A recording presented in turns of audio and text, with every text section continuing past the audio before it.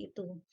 Nggih, untuk jawaban pastinya nanti akan kita berikan minggu depan karena masih banyak yang belum mengerjakan ya. Tapi saya rasa dari ketujuh mahasiswa yang sudah mengisi Dispada itu adalah on the track tentang regulasi yang dikerjakan. Kemudian untuk assessment adik-adik itu juga adik-adik selain dasar regulasi itu adik-adik adalah menulis apa sih tahapan apoteker dalam melakukan PIO. Nggih, pada dasarnya sudah benar gitu nggih yang dilakukan. Cuman ada yang kalimatnya bolak-balik gitu nggih, ada yang sudah runtun dan sebagainya. Ya, ini kita mulai belajar menulis adik-adik karena semester depan adik-adik sudah mulai skripsi ya, semester depan ya, sudah mulai skripsi. Sehingga kalau skripsi itu tujuan akhirnya adalah adik-adik meramu benang merah dari hulu ke hilir mata kuliah yang sudah adik-adik kerjakan. Seperti itu. Nah, ini nanti tahapan apoteker dalam melakukan PIO itu apa sih? Nah, itu nanti akan kita pelajari hari ini. Terus kemudian dalam lanjutan wawasan PIO dan konseling. Kemudian yang kedua adalah untuk pengetahuan dan keterampilan yang diperlukan di dalam pelayanan PIO dan konseling.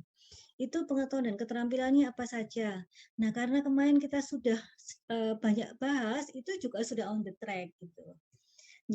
Cuman penjelasannya itu yang kadang masih luar biasa gitu nggih. Jadi benang merahnya itu entah kemana, itu juga masih ada lah. Nanti tolong dibaca lagi. Dan referensi adik-adik yang digunakan adalah adik-adik juga karena PIO itu adalah suatu informasi yang diberikan adalah harus yang jelas sumbernya dan kredibel, maka referensi yang digunakan adalah referensi yang kredibel pula. Meskipun kita belum belajar tentang critical appraisal, tapi kita mulai perlahan demi perlahan menuju ke sana. Yaitu kita mulai dengan referensi yang digunakan adik-adik, itu banyak sekali style yang digunakan. Ada APA style, ada Harvard style, dan sebagainya. Nah, salah satu yang banyak digunakan adalah APA style. Nah, itu adik-adik ada yang sudah tepat, ada yang belum. Maka akan kita bahas hari ini. Ini untuk apa style adik-adik? Ya, saya harapkan peran aktif adik-adik ya, karena ini studi kasus. Apa style adalah seperti ini. Jadi adik-adik nanti bisa masuk ke webnya apa style ya adik-adik. Jadi ini adalah websitenya dari apa style. Nanti ada pedomannya ya dalam bentuk PDF. Seperti itu, adik-adik tinggal masuk ke sana. Tinggal masuk ke sana, nanti akan ada contoh-contohnya. Seperti itu. Hari ini, besok pagi ya. Besok pagi akan saya berikan materi kuliah 3 hari ini. Setelah menunggu studi kasusnya daripada adik-adik dikumpulkan semuanya. Untuk apa style, ini adalah websitenya. Adik-adik bisa mengunjungi website tersebut. Terus kemudian secara garis besar ada 3 sebenarnya untuk penulisan, yaitu pertama adalah buku, tesis, atau proceeding seminar. Yang kedua adalah periodical, seperti artikel dari koran, majalah, atau jurnal, itu bisa digunakan adik-adik. Asalkan sumbernya adalah kredibel. Terus kemudian contohnya BPOM. BPOM itu secara periodik juga mengeluarkan majalah. Buletinnya Balai POM. Itu bisa kita gunakan karena sumbernya kredibel. Terus kemudian dari web pages, ini juga adik-adik akan banyak mengunjungi web pages, seperti contohnya adalah punyanya WHO, CDC, Kemenkes, dan sebagainya. Nah, itu adik-adik bisa gunakan. Format dasarnya seperti apa? Format dasarnya pertama adalah nama penulis atau pengarang. Terus kemudian tahun terbit, judul, terus kemudian kalau ada anak atau subjudul boleh, edisi keberapa, kota terbit, negara, terus kemudian apabila negara bagian singkatannya boleh, terus penerbitnya apa. Kurang lebih seperti itu secara prinsipal. Cuma nanti ada banyak detailnya sebenarnya terkait dengan buku, tesis, ataupun proceeding seminar ini adik-adik sekalian. Contohnya kalau pengarangnya 5 ya harus dituliskan semua. 5 atau kurang harus dituliskan semua. Cuman apabila lebih dari 5 yang dituliskan adalah pengarang yang pertama diikuti et al. Kurang lebih seperti itu adik-adik. Jadi nanti ada contohnya. Jadi silahkan adik-adik mengunjungi apa style ini, web apa style. Demikian juga ada jurnal adik-adik, itu ada banyak juga. Secara format dasar adalah hampir sama adik-adik, cuman biasanya kalau ini ada tambahan, biasanya adalah doi adik-adik. Jadi doi itu adalah suatu indexing ya, suatu indexing spesifik untuk suatu artikel tertentu. Jadi apabila suatu jurnal itu menerbitkan suatu artikel, maka artikel itu akan diregisterkan atau didaftarkan dan akan mendapatkan nomor doi. Dan itu sebaiknya dituliskan juga. Seperti itu adik-adik sekalian. Nah, untuk WPJS juga hampir sama. Yang membedakan untuk WPJS ada alamat URL-nya. Ya, URL-nya apa? Itu harus dituliskan. Seperti itu. Oke. Ini seperti ini adik-adik. Sampai di sini ada pertanyaan belum?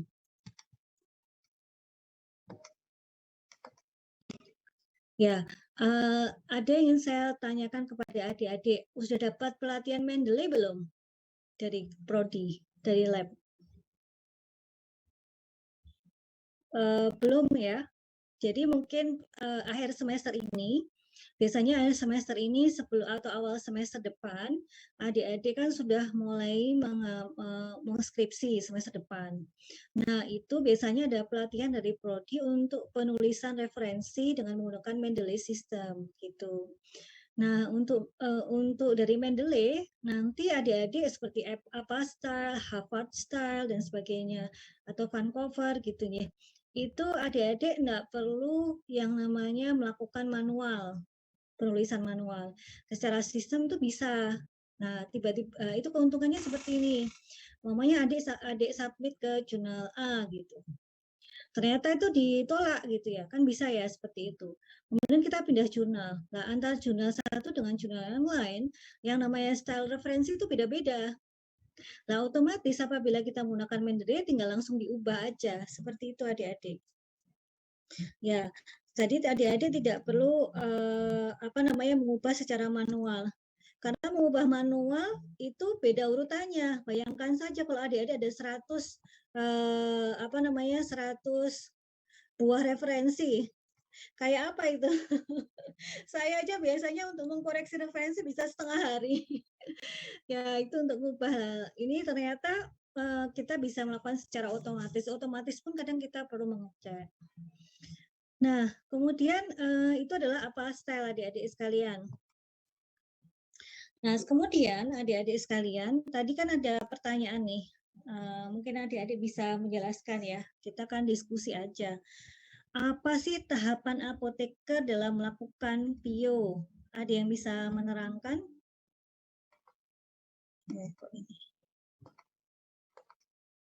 Kan ada yang sudah ini menuliskan nih. Apa sih tahapan apoteker dalam melakukan PIO? Monggo. Mohon urun pendapatnya. Siapa aja boleh, yang sudah mengerjakan boleh, yang belum mengerjakan boleh. Silakan, sebentar sambil saya lihat. Yang sudah mengerjakan siapa aja. Monggo dek, jangan ditunjuk lah. Kalau ditunjuk rasanya saya juga nggak enak. Monggo adik-adik yang mau urun suara. Mbak Zakia, siapa temennya Mbak Zakia? Saya menurut Mbak Zakia. Oke, ya Mbak Praisti ini sudah mengumpulkan ini. Saya sudah baca tadi. Silakan Mbak Praisti. Panggilannya siapa Mbak Praisti? Nama panjang saya ada Desi Antinya, Bu. Bisa dipanggil Desi saja. Panggilnya siapa? Desi, Bu. Desi dari mana? Praisti Laila. Ada Desinya Desi ya? Anti, Bu. Ada. Oh ya, maafkan saya ya. Ini oh ya. Praisti Laila Desianti. Oh ya ya. Nomor absen ini tuh 42 ya. Ya. Ya, silakan Mbak Praisti Laila Desianti, Mbak Desi. Bu. Sebelumnya saya mohon koreksinya nanti, Bu. Ini saya mendapat sumbernya.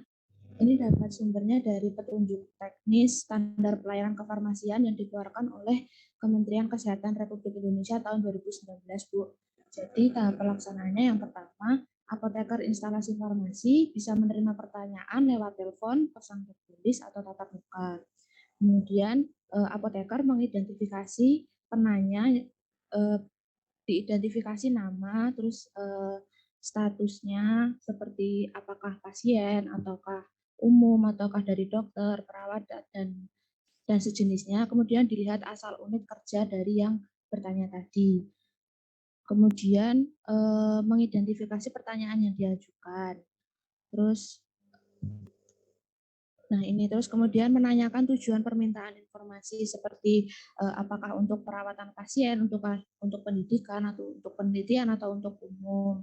Kemudian menetapkan urgensi pertanyaan, kemudian melakukan penelusuran secara sistematis mulai dari sumber informasi tersier, sekunder dan primer jika diperlukan. Ini sumber informasi tersier, sekunder dan primer ini merupakan pustaka yang umumnya digunakan untuk melakukan pelayanan informasi obat. Pustaka primer itu sendiri ada artikel asli yang dipublikasikan penulis, kayak artikel ilmiah begitu. Terus pustaka sekunder ini bisa seperti artikel ulasan yang berasal dari internasional pharmaceutical abstrak seperti itu, Bu. Kemudian pustaka tersier itu bisa melalui kompendia atau melalui web-web informasi obat dari internet yang situs resmi seperti FDA. Kemudian selanjutnya melakukan penilaian atau critical appraisal terhadap jawaban yang ditemukan dari minimal 3 literatur. Kemudian memformulasikan jawabannya, menyampaikan jawaban kepada penanya tadi secara verbal atau tertulis, melakukan follow up dengan menanyakan ketepatan. Melakukan follow up itu melakukan follow up apakah jawaban yang sudah diberikan itu sudah sesuai atau belum, kemudian terakhir mendokumentasikan kegiatan yang dilaksanakan dan mencatat waktu yang diperlukan untuk menyiapkan jawaban. Seperti itu, Bu.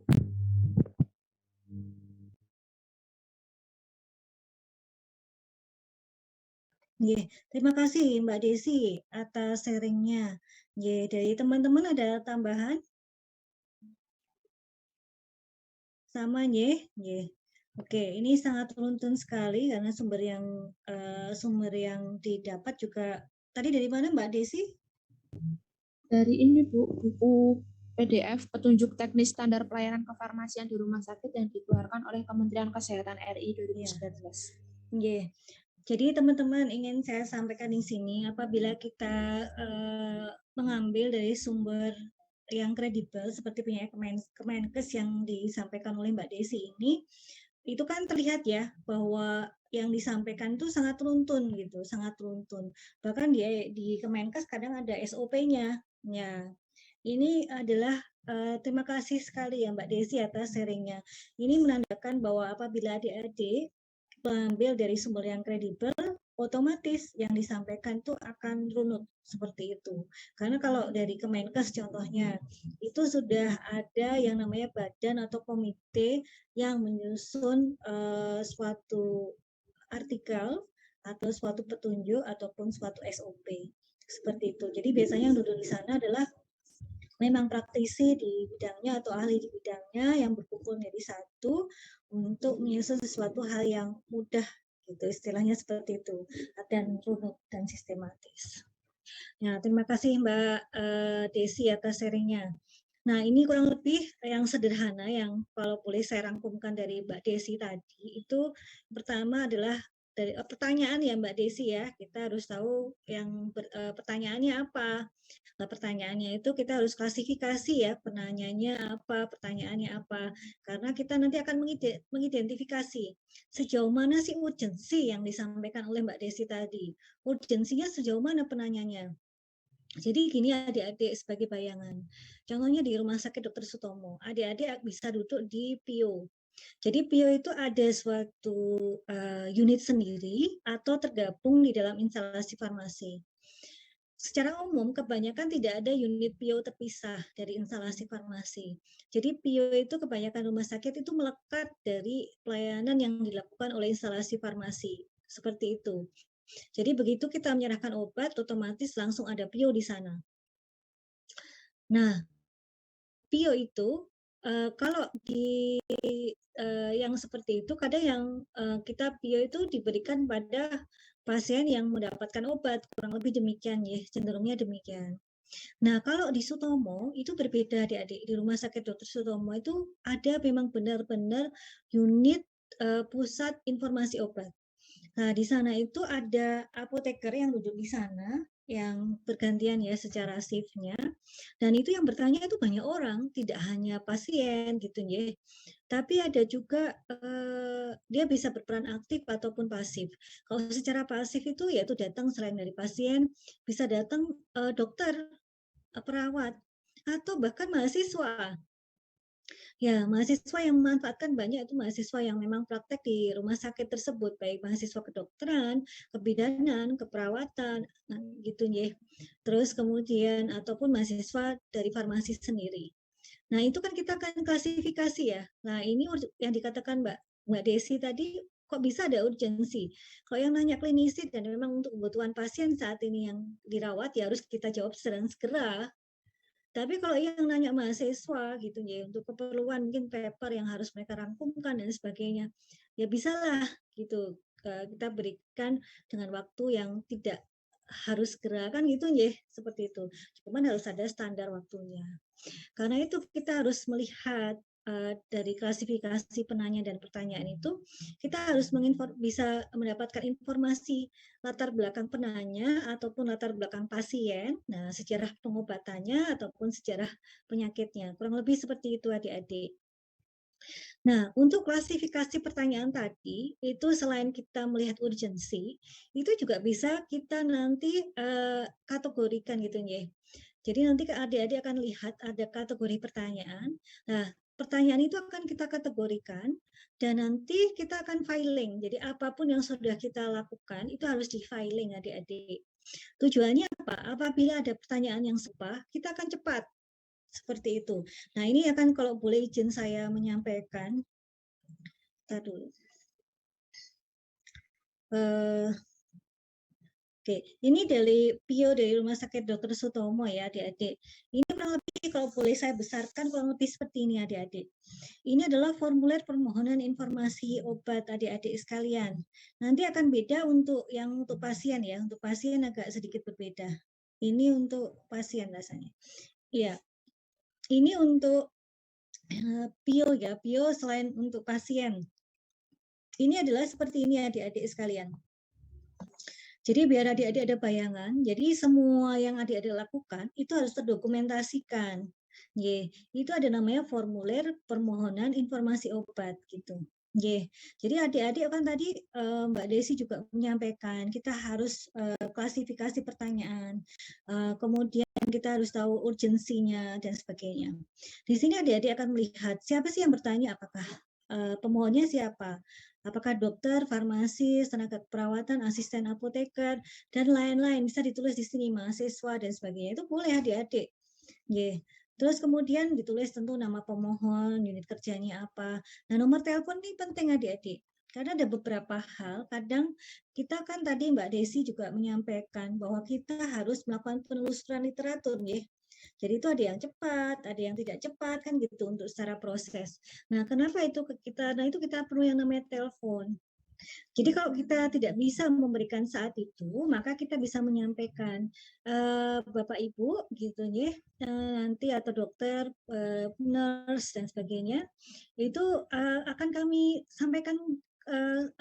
sampaikan ya gitu. Mohon ditunggu di nomor telepon yang diberikan ini gitu. Bisa disampaikan seperti itu adik-adik. Nah, di sini uraikan permohonan, latar belakang tadi yang sampaikan Mbak Desi, semua ada di sini. Nah, ini kondisi pasien kita juga harus lihat adik-adik. Meskipun yang bertanya itu adalah tenaga kesehatan, kita harus tahu pasiennya kondisinya seperti apa, dari usia, fungsi ginjal, hasil kultur, hamil, menyusui, dan sebagainya. Nah, kondisi-kondisi ini adik-adik harus tahu. Ya, karena itu kemarin kita sampaikan adik-adik yang duduk di PIO harus tahu tentang materi penyakit, tentang obat, dan sebagainya. Karena pertanyaan yang sudah masuk ke PIO itu adalah spesifik. Jadi begini adik-adik, klinisi, bidan, dan perawat, mereka bertanya ke PIO itu bukan untuk menguji ya, kebanyakan tidak seperti itu. Bukan menguji Anda, tapi mereka bertanya karena benar-benar mereka tidak tahu. Nah, pertanyaannya itu adalah sangat spesifik, biasanya seperti itu, sangat spesifik. Ya, dan kadang memang tidak mudah, karena itu kita perlu waktu untuk menelusurinya. Seperti itu adik-adik sekalian. Dan karena tadi dikatakan spesifik, maka adik-adik harus tahu kondisi pasiennya seperti apa. Dan ini adik-adik tadi dikatakan oleh Mbak Desi juga, kita harus dikategorikan pertanyaannya. Nah, kalau di Sutomo ini ada berapa nih? 1, 2, 3, 4, 5. Ada sekitar 20 kategori dan masih ada dan lain-lain. Itu masuk ke yang mana? Ya, itu dikategorikan. Nah, kategori ini nanti tujuannya apa? Setelah selesai, adik-adik mendapatkan pertanyaan dari PIO, maka adik-adik akan filing dokumennya ini. Jadi dokumen ini nanti disertai juga literaturnya apa, kan gitu ya. Nah, tujuannya apa? Apabila itu nanti ada pertanyaan sejenis, maka adik-adik, oh ya ini kayaknya pernah itu kemarin ditanyakan. Baru adik-adik bisa menelusuri. Jadi pertanyaan sejenis tapi dari orang lain. Jadi adik-adik akan apa tujuannya filing ini? Tujuannya adalah adik-adik bisa mempercepat ya, selain untuk dokumentasi adalah mempercepat sistem layanan yang adik-adik berikan. Ya, seperti itu adik-adik. Dan ini juga ada referensinya, ada jawaban dan sebagainya. Seperti itu. Dan di sini adik-adik ada jawabannya diberikan tanggal berapa, jam berapa, dan sebagainya. Itu ditulis. Adik-adik mendapatkan pertanyaan tanggal berapa, jam berapa, dijawab tanggal dan jam berapa, itu ditulis adik-adik. Karena apa? Nanti salah satu indikator kepuasan atau indikator kinerja adik-adik di dalam PIO, salah satunya adalah kecepatan adik-adik untuk merespon dengan baik dan benar. Kurang lebih seperti itu. Ya, sampai di sini ada pertanyaan? Nah, ini saya sampaikan tadi. Indikator PIO itu apa? Tadi meningkatnya jumlah pertanyaan yang diajukan. Menurunnya jumlah pertanyaan yang tidak dapat dijawab. Meningkatkan kualitas kinerja. Meningkatkan jumlah produk yang dihasilkan. Terus kemudian meningkatkan pertanyaan berdasarkan jenis pertanyaan dan menurunnya keluhan atas pelayanan. Nah, ini yang ingin saya sampaikan di sini adik-adik sekalian. Ini adalah ada PIO pasif adik-adik, yaitu adanya buletin. Jadi tugas PIO selain buletin atau leaflet dan sebagainya, selain adik-adik menerima pendapat ya atau menerima masuk pertanyaan dari orang pemohon tadi, adik-adik juga bisa bergerak aktif, yaitu dengan informasi dalam bentuk leaflet, buletin, ataupun media yang lainnya. Dengan masalahnya apa? Jadi masalah yang sering masuk ke PIO itu apa? Gitu ya. Adik-adik kan punya datanya yang masuk ke PIO apa gitu ya. Nah, ini ternyata permasalahannya banyak sekali kan gitu ya. Karena permasalahannya banyak sekali karena itu rasanya harus kita buat buletin atau leaflet dan sebagainya atau ceramah kurang lebih seperti itu. Nah, waktu saya jadi mahasiswa ya, mahasiswa baik itu S1 ataupun S2, kami sebelum exit dalam suatu SMF gitu, kami harus melakukan drug information study. Jadi kami harus memberikan informasi terhadap, jadi kami modelnya gini waktu saya sekolah. Umpamanya saya stase di Bangsal apa gitu, di SMF apa gitu, SMF bedah umpamanya. Itu sebulan di sana. Nah, SMF bedah sebulan, kita banyak nih menemukan kasus apa gitu ya. Jadi contohnya kita bertanggung jawab pada satu bangsal gitu. Nah, di sana nanti ada mahasiswa yang lain juga. Nah, setiap siang kan kita laporan gitu ya, ada laporan siang gitu, atau morning report pagi gitu. Terus kemudian di di akhir SMF itu kita ada ujian salah satu masalah gitu atau kasus yang kita hadapi sehari-hari. Nah, salah satu juga untuk exit yang kami dapatkan dulu adalah kita harus membuat drug information yang ditujukan kepada siapa. Kebetulan waktu itu adalah ada permasalahan tentang IV admixture, yaitu campuran obat intravena. Ada stabilitas dan sebagainya. Ya, nah itu ternyata banyak sekali yang perawat itu tidak tahu. Ya, terus akhirnya atau penciumanannya yang nggak pas gitu. Nah, itu kita buat yang namanya drug information study, entah itu bentuknya leaflet, bulletin ataupun ceramah, kurang lebih seperti itu adik-adik. Nah, itu nanti hal yang seperti itu ya yang akan adik-adik lakukan apabila duduk di dalam PIO. Seperti itu. Sampai di sini ada pertanyaan?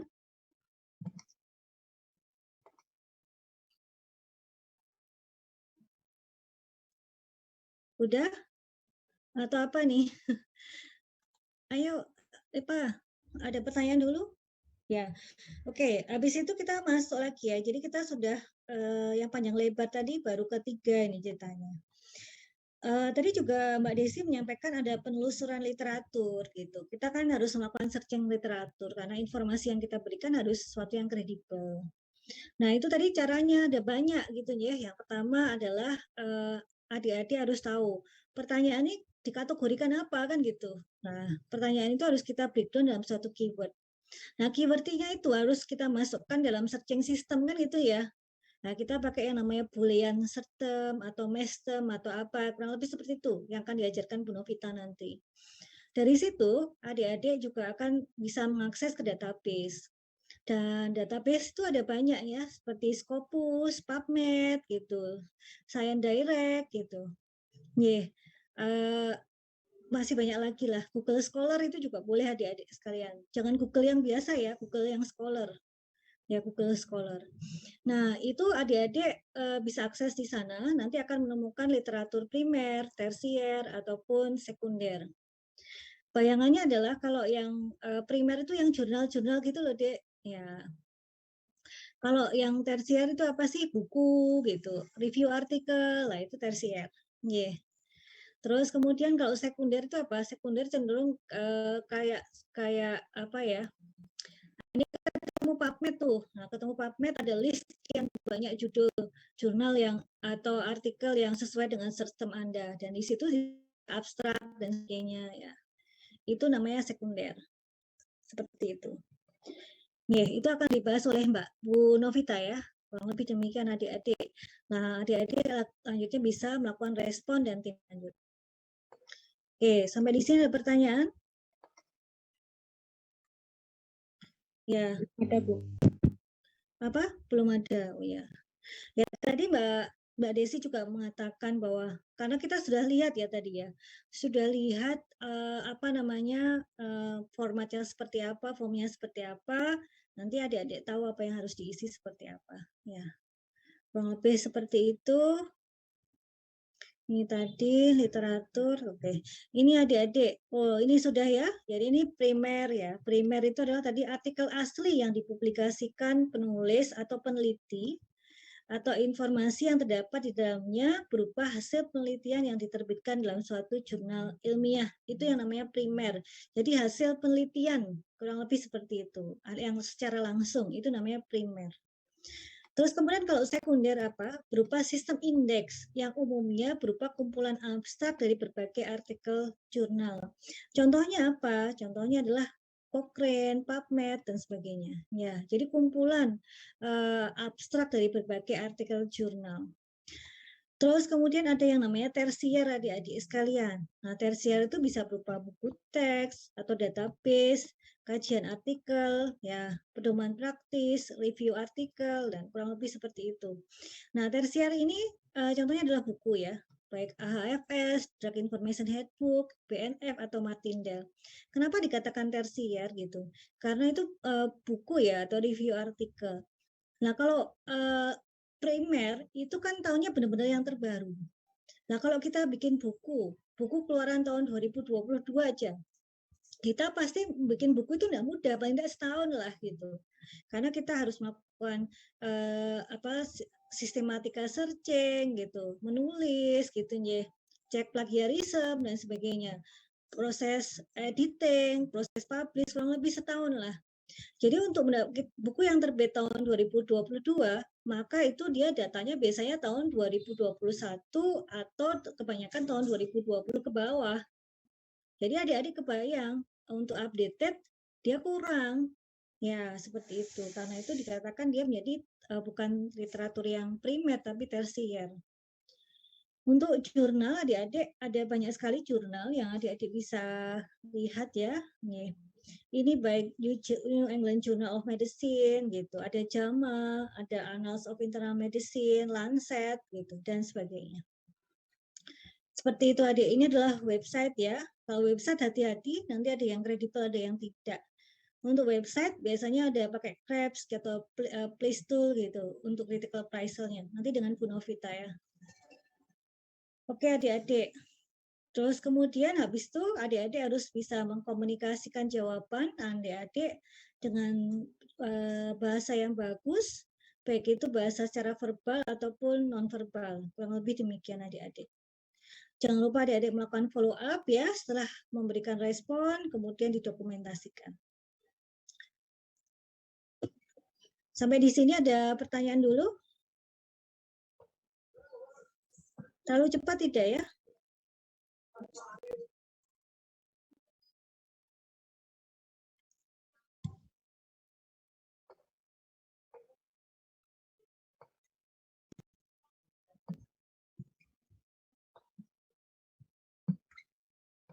Ada pertanyaan sampai di sini adik-adik?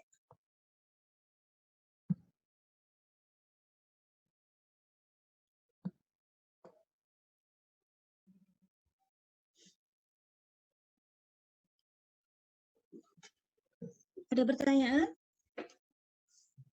Nah, tadi kan kita sudah melihat sekilas tuh dokumentasi untuk yang untuk non pasien pemohonnya seperti dokter, perawat dan sebagainya.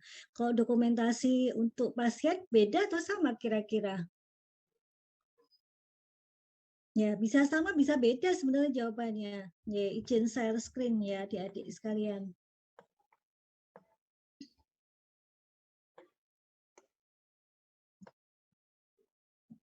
Ini adalah dokumentasi untuk sebenarnya mana aja boleh ya, ini tergantung dari ininya. Kok ini tambah nggak jelas ya? Maaf ya.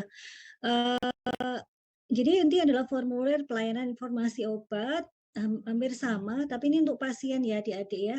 Ini adalah permohonan siapa, data pemohon siapa, uraian permohonan, latar belakang dan sebagainya. Tetap kita klasifikasikan juga adik-adik ya. Kita klasifikasikan dia terkait dengan apa, terus jawabannya apa, referensinya apa, jawaban yang diberikan apa dan sebagainya. Jadi hampir sama nih. Ini yang baku kok informasi obat harus seperti apa. Kebutuhan dari center tempat pelayanan adik-adik bekerja. Kurang lebih seperti itu. Ini ada pertanyaan adik-adik.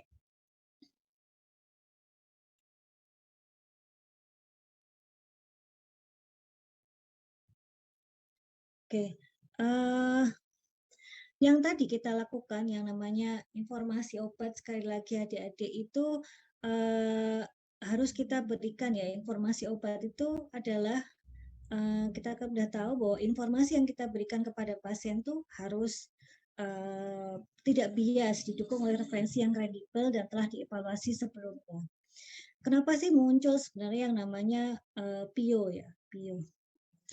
PIO itu ada banyak adik-adik ya.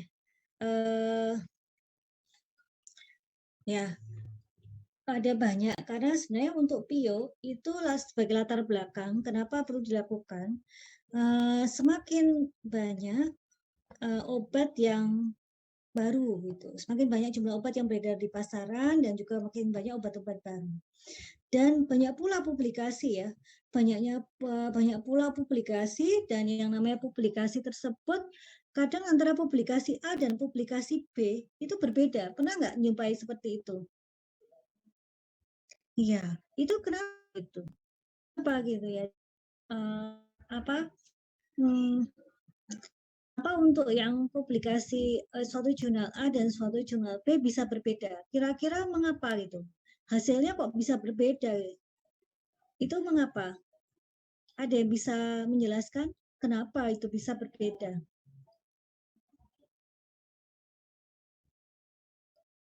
Kebayang nggak kenapa? Pernah nggak dengar yang namanya karakteristik pasien? Karakteristik pasien itu contohnya apa aja data yang termasuk dalam karakteristik pasien?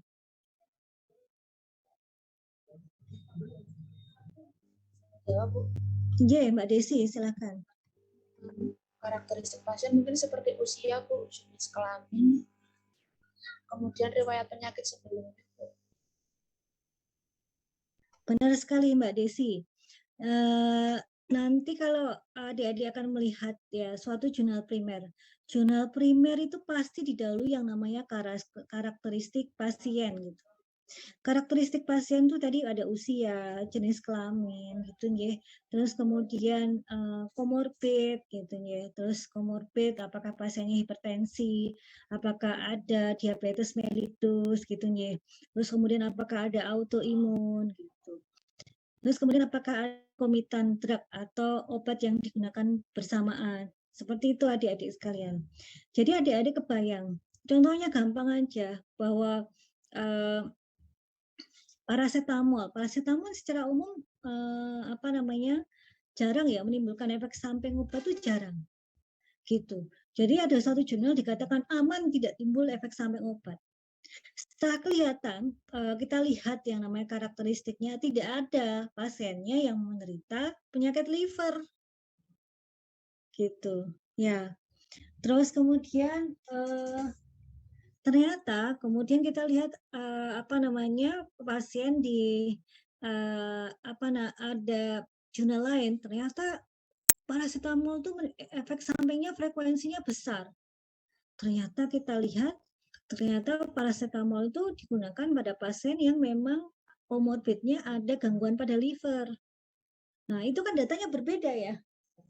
Ya, datanya kan berbeda. Terus kemudian juga vitamin C gitu. Vitamin C kadang orang terjadi diare apabila lebih dari 2 gram. Cuman ada beberapa referensi mengatakan 1 gram pun sudah diare. Nah, itu kenapa? Ternyata fungsi ginjalnya pasien pada jurnal A dan jurnal B berbeda. Yang jurnal A itu baik-baik saja gitu. Nah, yang jurnal B sudah ada penurunan dan pasiennya lanjut usia. Itu kan berbeda, ternyata efek samping diarenya bisa timbul dengan dosis yang lebih rendah apabila pasiennya apa, kan gitu ceritanya. Nah itu, karena itu adik-adik harus bertanya benar-benar, ini untuk pertanyaan gampang, vitamin C ini ada efek sampingnya tidak sih? Gitu. Terus kemudian kapan itu terjadi? Maka jawabannya adalah frekuensi jenis efek samping dari vitamin C apa dijelaskan. Kemudian dijawab juga, resiko ini lebih besar terjadi apabila digunakan pada dosis berapa, pada karakteristik pasien yang seperti apa. Kurang lebih seperti itu adik-adik sekalian. Paham ya sampai di situ. Jadi banyak publikasi dan banyak kontradiksi. Ya, kayak contohnya pseudoephedrine, apakah bisa menimbulkan hipertensi? Bisa. Tapi dosis berapa? Apakah 60 mg, 30 mg, 120 mg? Itu berbeda sama sekali, berbeda efeknya. Kemudian dobutamin gitu ya, dobutamin juga dopamin. Itu apakah bisa memberikan efek inotropik? Ya, itu dosis berapa yang inotropik? Itu ternyata berbeda. Ternyata kok tidak bisa inotropik. Inotropik itu adalah perbaikan kontraksi jantung. Nanti dengan saya ya farmakoterapi 2. Nah, itu juga kok tidak timbul perbaikan kontraksi. Lah ternyata dosisnya salah.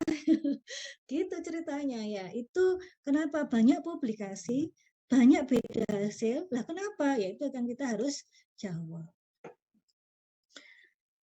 Terus kemudian yang ketiga, ini kok literatur itu kompleks tadi ya. Literatur itu kompleks mengenai obat. Ya kompleks itu udah banyak, kompleks hasilnya kontradiksi gitu ya. Seperti itu adik-adik. Karena itu nanti adik-adik apabila mengambil literatur gitu ya, maka kita lebih menyukai yang namanya meta-analisis atau sistematika review. Seperti itu adik-adik. Karena itu sudah populasi besar. Nah, kalau itu tidak ada, maka kita gunakan literatur yang yang kredibilitasnya atau tingkat ini ya tingkatnya lebih rendah. Contohnya RCT. RCT tidak ada ya di bawahnya lagi, di bawahnya lagi. Yang kita harus lihat adalah populasi pasien gitu. Apabila datanya kontradiksi, kita harus lihat itu kejadiannya di pasien mana? Pasien Eropa, pasien Asia atau apa kan gitu ya.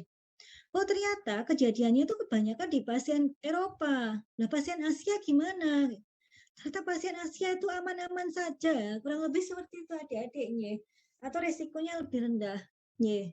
Seperti itu contohnya adik-adik. Jadi adik-adik nanti kalau datanya kontradiktif, maka ambillah artikel yang mendekati hasilnya, yang mendekati karakteristik pasiennya sesuai dengan pasien Anda. Kurang lebih seperti itu adik-adik. Karena itu tadi informasinya adalah informasi yang harus akurat, yang kredibel setelah dilakukan analisa. Ya, seperti itulah. Ternyata rumit ya. PIO itu tidak sekedar gitu, harus berpikir. Karena itu tidak bisa orang yang duduk di PIO itu sembarangan, itu nggak bisa. Ya, paham sampai di sini. Ya. Terus kemudian sekali lagi semua PIO yang kita lakukan tadi kemarin, kalau bisa kita berikan konseling, gitu konseling. Karena kenapa? Kalau PIO saja kan hanya pemberian informasi gitu Kalau konseling itu ada upaya untuk kita mengintervensi atau kita melakukan suatu upaya supaya pasien patuh terhadap pengobatan, supaya kita bisa membantu perbaikan atau optimasi terapi. Jadi ada suatu upaya supaya pasien itu mengikuti instruksi kita. Jadi konseling itu tujuannya adalah pasien taat untuk mengikuti instruksi dari pengobatan supaya apa? Terapinya optimal, kualitas hidupnya baik. Itu secara individu pasien. Nah, apabila ternyata ini dilakukan secara menyeluruh dari masyarakat, di dalam Kemenkes menyatakan apabila PIO dan konseling itu dilakukan secara menyeluruh, maka akan bisa meningkatkan kesejahteraan nasional. Kurang lebih seperti itu adik-adik secara garis besarnya. Ya, karena itu dari Kemenkes mengeluarkan bahwa PIO dan konseling itu memang harus dilakukan dan merupakan standar kompetensi apoteker. Ya, seperti itu adik-adik sekalian. Sampai di sini ada pertanyaan? Oke. Kalau tidak ada pertanyaan, ada. Monggo, Mbak Sakia. Ini Clara belum bisa masuk, belum bisa join Zoom itu gimana? Siapa? Mbak Clara. Kenapa? Kok nggak bisa join, kenapa? Nggak tahu, katanya ada gangguan HP. Ini nggak bisa dari tadi katanya. Oh, diklik ulang keluar, klik lagi bisa enggak? Nggak bisa masuk, Ibu, katanya. Nggak bisa masuk?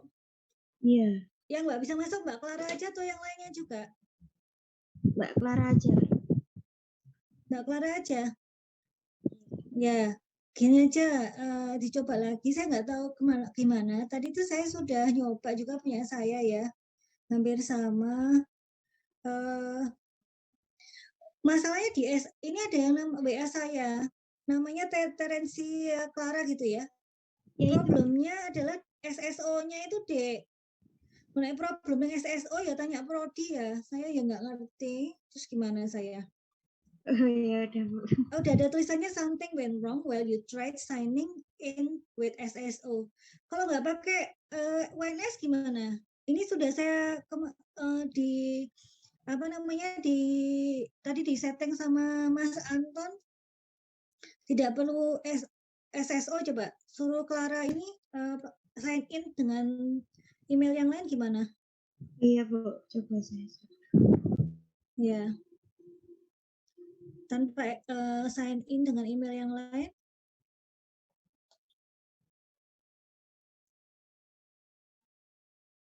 Kalau ada problem lagi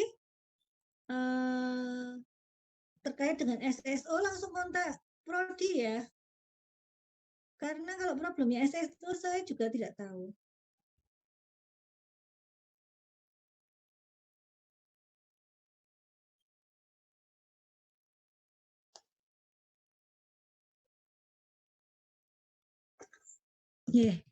Seperti itu Mbak Zakia jawabannya, karena tulisannya dia punya problem dengan SSO-nya gitu. Ya. Oke, seperti itu Mbak. Mungkin SSO-nya yang sedang lagi luar biasa ya. Kita kan di peak hours ya, seperti itu. Lain kali kalau ada yang problemnya banyak, mungkin kita pakai media lain. Nah nanti kalau siapa namanya Mbak Tere, siapa semua? Siapa jadi Mbak Tere ya? Siapa tuh? Oh Mbak Clara. Mbak Clara nanti ada. Ini kan saya tetap bersedia diminta untuk mengerjakan ya, gitu ya. Terus kemudian jurnalnya Mbak Sopo kuwi mau Mbak Desi ya di-share aja Mbak Desi, boleh ke Clara.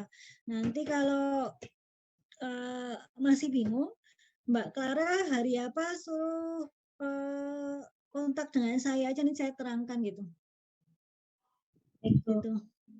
Boleh lah. Saya terangkan secara individu bisa enggak apa-apa Mbak Sakia dengan siapapun yang tertinggal seperti Mbak Clara.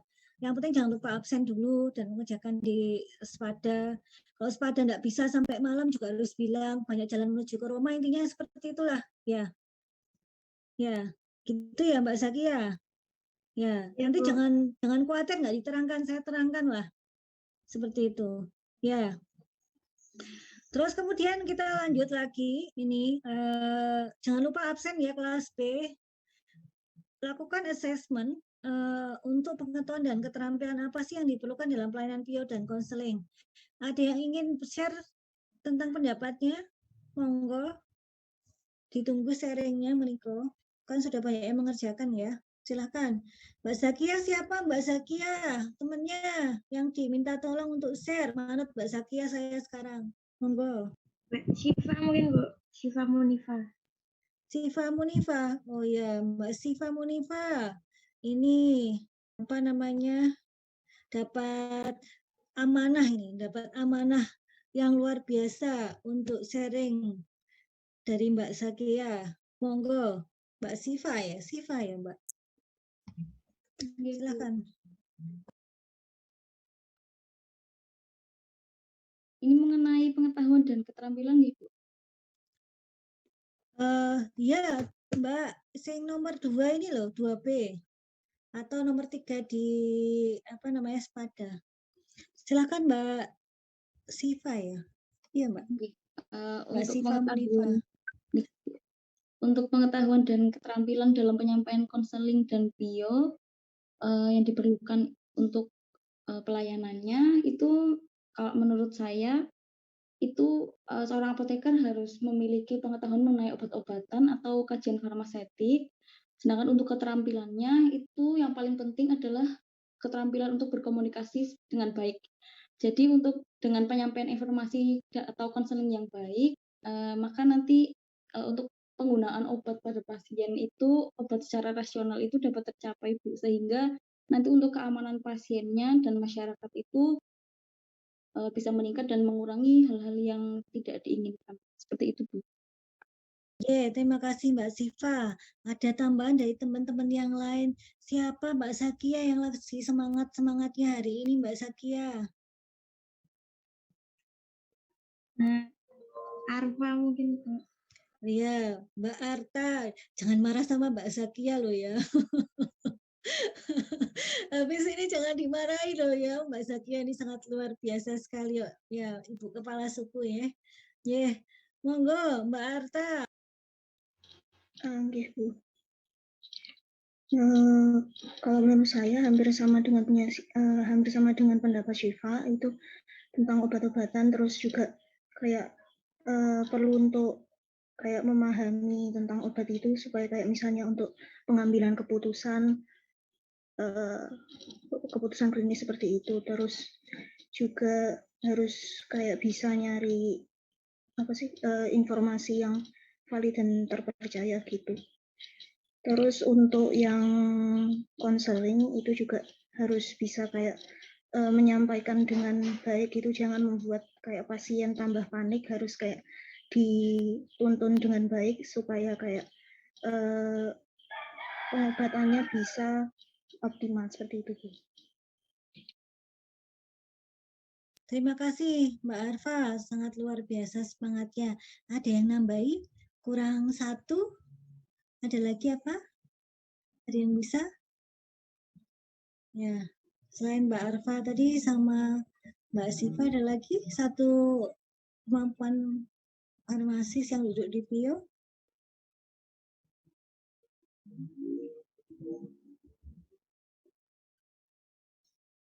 Ya, oke. Mari kita bahas ya adik-adik sekalian. Oke, jadi begini, di ASHP itu menyampaikan bahwa farmasis knowledge dan skill itu menyampaikan bahwa selain ada pengetahuan tentang obat ya dalam farmakoterapi, itu dia mengulas benar-benar kemampuan apoteker untuk berkomunikasi. Berkomunikasi adalah sangat penting, terutama kita harus mengetahui pasiennya seperti apa, budayanya seperti apa, terus kemudian dari kesehatannya kesehatan kepercayaan ya atau kepercayaan budaya pasien tentang kesehatan seperti apa, ya. Terus kemudian attitude dan praktis. Ini adalah seperti ini adik-adik sekalian, bahwa kita harus tahu pasien ini percayanya apa gitu. Kan ada yang percaya cuma obat tradisional itu kan ada ya. Nah itu nanti harus hati-hati sekali gitu kita menyampaikannya. Terus kemudian terkait dengan budaya itu juga language skill adik-adiknya. Nah ini kadang dimanapun kita berada paling tidak sedikitlah kita harus bisa menggunakan bahasanya mereka gitu. Pernah di IPE itu. Jadi ternyata pasiennya nggak nyambung, ternyata nggak bisa bahasa Indonesia. Adik-adik sekalian. Jadi jadinya nanti ya kami mengupayakan setiap kelompok harus ada orang yang dari Jawa karena IPE-nya di Jawa, apalagi di Solo adik-adik sekalian. Nah di Solo itu menggunakan bahasa Jawa gitu. Nah bahasa Jawa aja zaman sekarang itu ternyata tidak semua anak yang tumbuh di Solo itu bisa bahasa Jawa gitu. Karena ternyata sehari-harinya menggunakan bahasa Indonesia, ya nggak sih? Gitu ternyata. Nah, pakai bahasa Jawa itu sangat sesuatu hal yang luar biasa bagi generasi yang sekarang. Apalagi yang bahasa Jawa itu layarnya banyak. Jadi maaf ya kadang saya sering kalau sama orang tua kadang harus kromo halus atau kromo inggil gitu ya. Terus kemudian ada adik-adik yang namanya kromo lugul atau dan sebagainya. Itu penempatannya beda. Karena ada yang tuh IPE itu sama orang yang sangat tua dan memang terbiasa sekali dia menggunakan kromo halus. Nah, dia pernah sempat ada yang komplain anaknya nggak sopan, ternyata nggak sopannya itu karena pakai basa Jawa niki, basa Jawa sing lugu banget itu loh, Dek.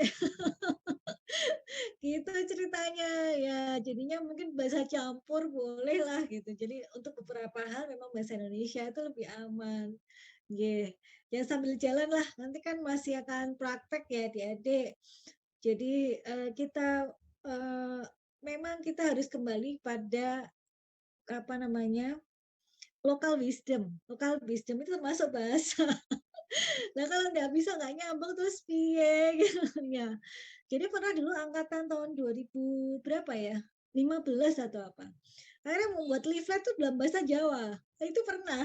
Jadi seru sekali. Itu leafletnya dalam bahasa Jawa. Gitu. Ternyata itu lebih menantang dari bahasa Indonesia. Ya, seperti itu adik-adik sekalian. Jadi kalau memang masyarakatnya demikian, bahasa Indonesia nggak ngerti, mau nggak mau bikin leaflet bahasa Jawa ya gimana? Lah daripada nggak nyambung kayak gitu ya. Kurang lebih seperti itu. Jadi seru sekali. Dan waktu itu sempat akhirnya kita menyisipkan karena yang tahun 2015 itu memang IPE-nya IPE langsung ya. Itu yang terakhir itu 2016. Yang 2015 apa 16, 15 rasanya. Itu akhirnya kita juga ada salah satu waktu studi kasus yang terakhir kami minta ada kelompok yang menggunakan bahasa Jawa gitu. Ternyata teman-teman tuh lebih mahir dalam menggunakan bahasa Inggris daripada bahasa Jawa. Seperti itu adik-adik sekalian, ternyata sangat seru sekali. Yeah. Ya, ini mungkin suatu hal yang sepele tapi ternyata sangat penting. Nah, ini di ASHP. ASHP itu kayak ini ya asosiasi farmasi hospital di Amerika. Nah, di sini harus ada tadi kita selain tahu tentang budaya, kita harus tahu pasien feelingnya gimana. Kemarin kita kan sudah belajar tuh ada beberapa state pasien. Nah, pasien dalam stage yang mana? Kita harus bisa menempatkan kira-kira yang kita sampaikan harus seperti apa, tergantung pada feeling atau state pasien saat itu. Nanti akan kita bahas lebih lanjut. Terus juga kalau bisa kita open ended question ya. Jadi kita sambil nanti jalan kira-kira Bapak gimana keluhannya itu kan salah satu open ended question ya. Ya.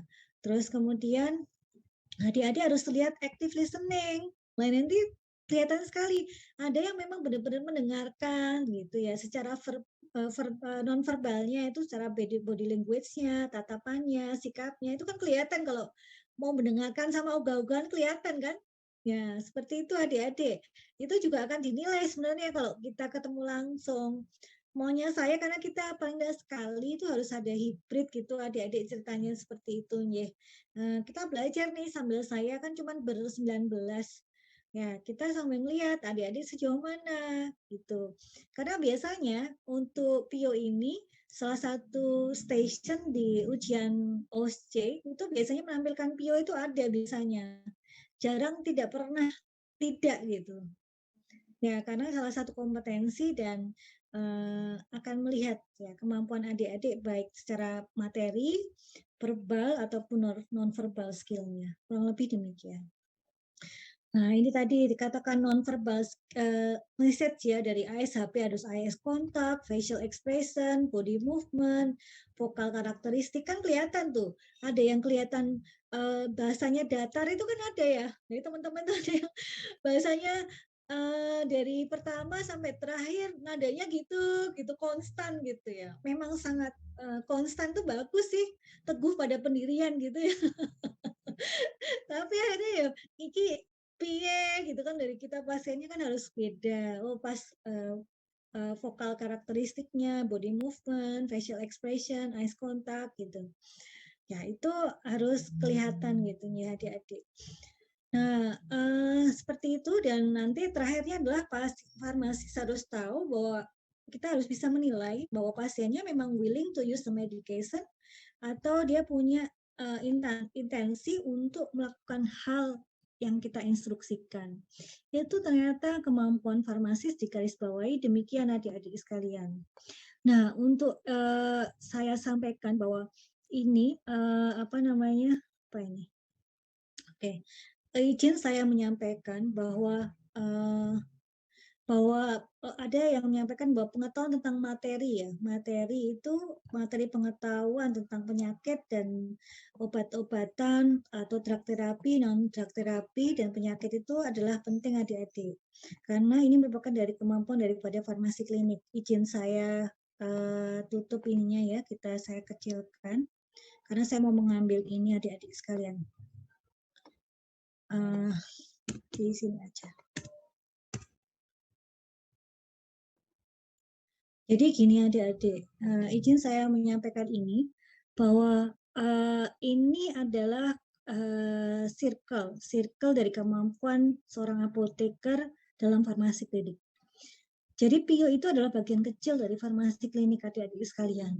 Jadi sebelum adik-adik melakukan yang namanya drug information skill ataupun counseling, seperti itu, ini adik-adik harus tahu gitu ya tentang apa sih, tentang yang namanya pengetahuan tentang non drug terapi gitu, terapi non farmakologis kan kurang lebih seperti itu ya.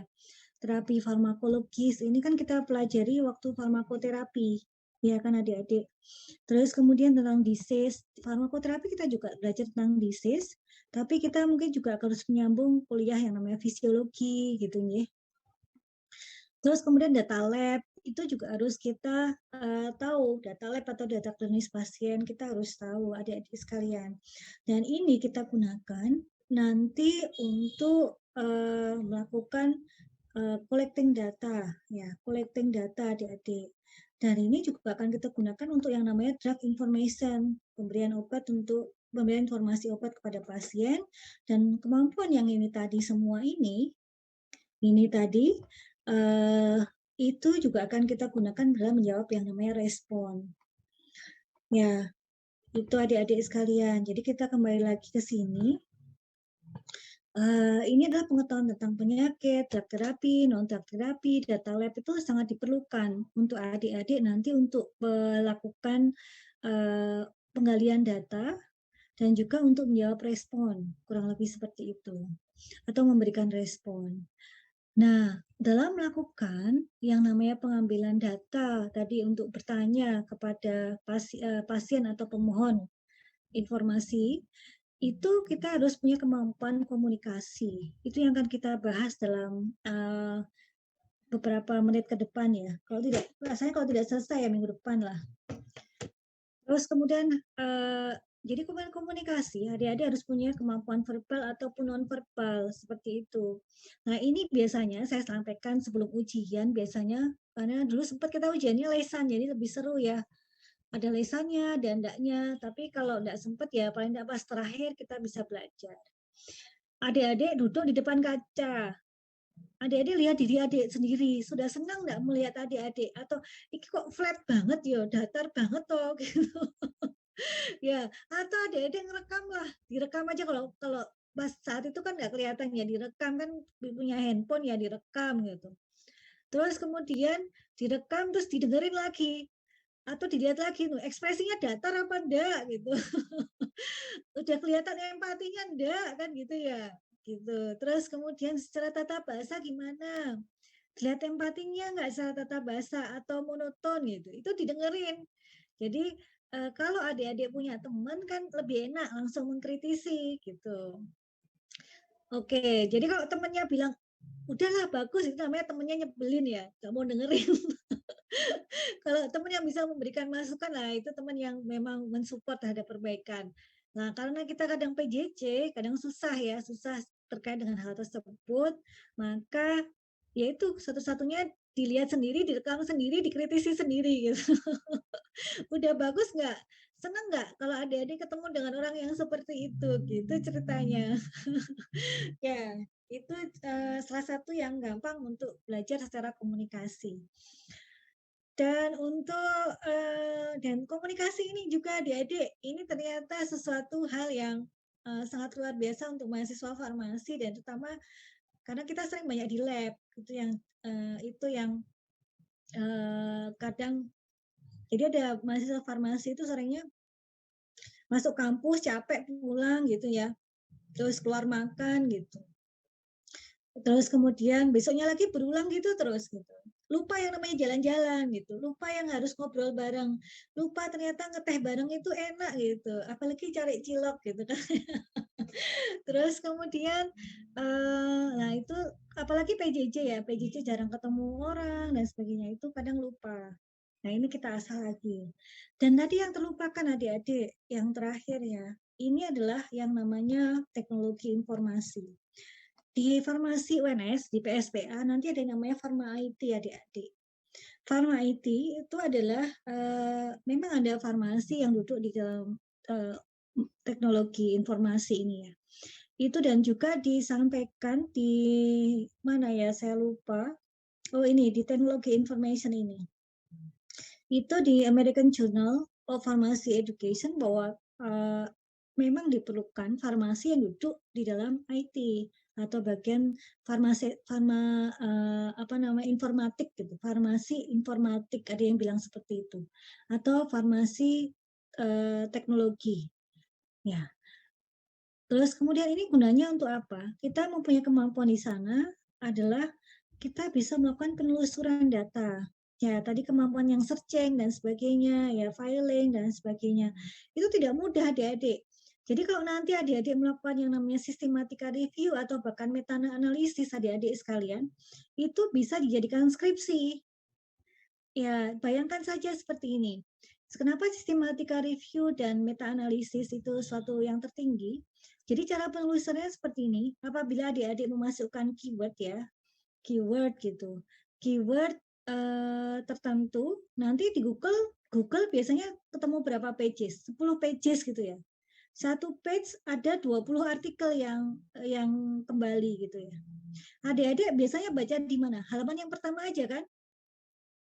Kalau di sistematika review tidak boleh. Jadi kalau nanti tujuannya adik-adik cuma hanya memberikan informasi saja kepada pasien, boleh baca aja di halaman pertama itu boleh. Tapi dikritisi.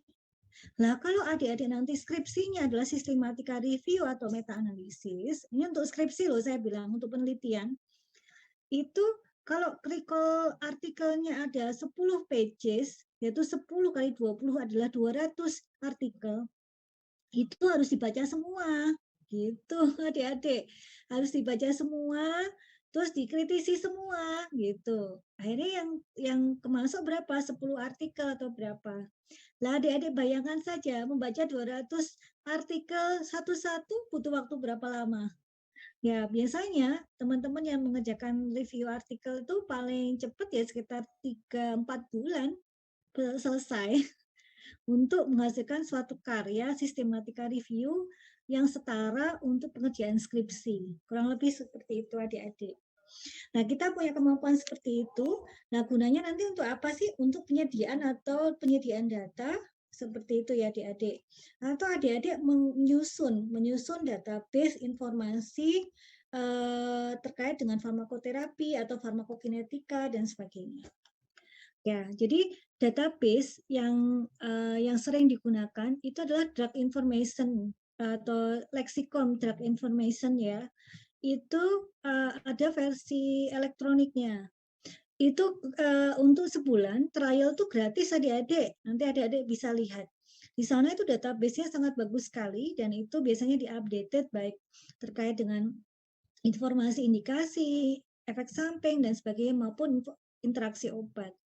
Nah, ini yang saya sampaikan, ingin saya ceritakan, ada di rumah sakit di Amerika itu cenderung mereka itu tergabung dalam satu network. Di Indonesia itu kan sendiri-sendiri ya, meskipun PKU gitu. Ternyata PKU itu yaitu PKU Kota Solo itu sendiri kadang. Ya, secara manajemen itu sendiri-sendiri, ngurusi rumah sakitnya dewe-dewe. Ya, semoga yang sekarang sudah enggak gitu, network gitu ya.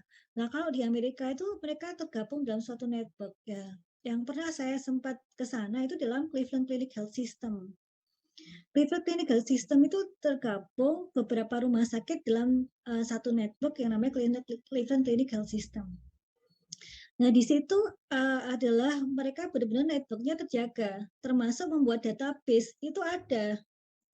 Jadi ada seorang apoteker, seorang dokter, seorang perawat dan sebagainya itu duduk jadi satu dari tim IT. Jadi mereka mempunyai database sendiri untuk rumah sakitnya mereka. Nah, terserah mau beli atau mengusahakan sendiri seperti punya Cleveland Clinic Health System. Seperti itu adik-adik sekalian. Karena intinya database itu harus kita update, entah kita beli atau kita gunakan sendiri. Seperti itu adik-adik. Dan untuk teknologi informasi ini bisa kita keperlukan memang untuk pelayanan ataupun untuk pendidikan.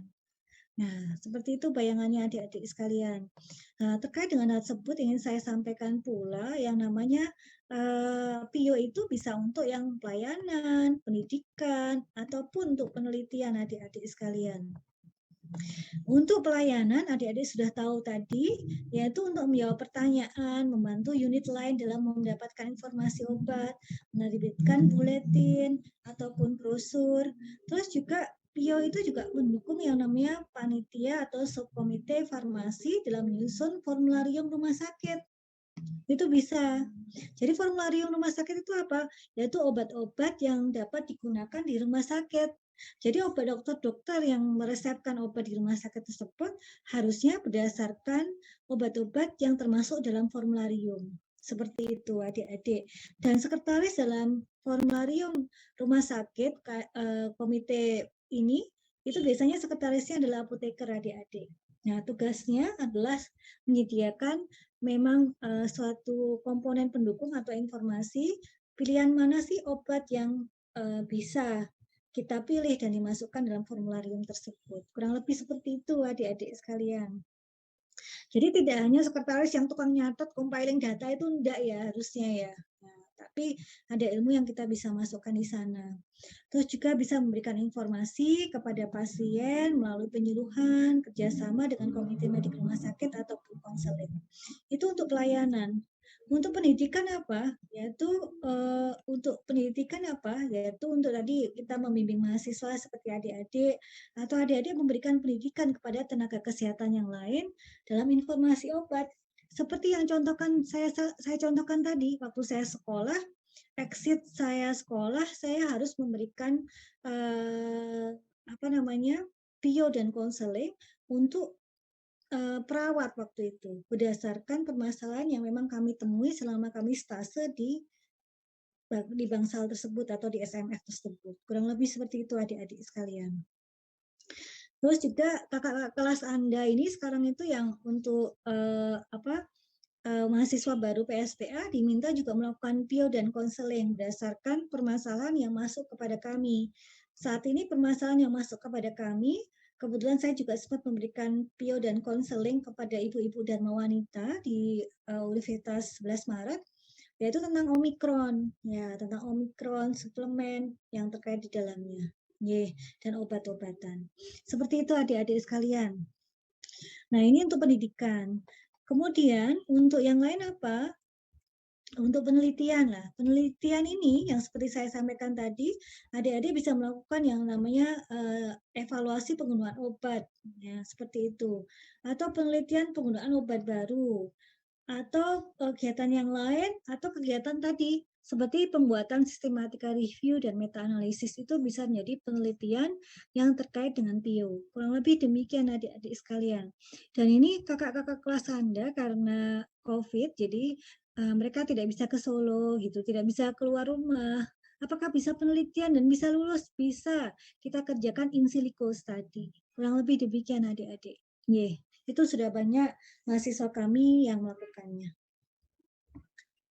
Oke, sampai di sini ada pertanyaan dulu. Ini belum masuk ke komunikasi efektif ya, sebentar aja ya. Sampai di sini ada pertanyaan?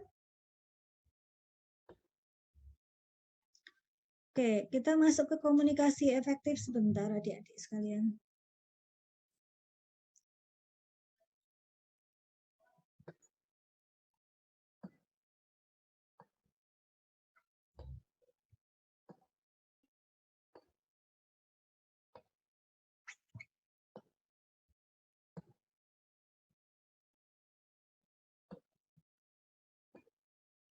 Izin share screen ya.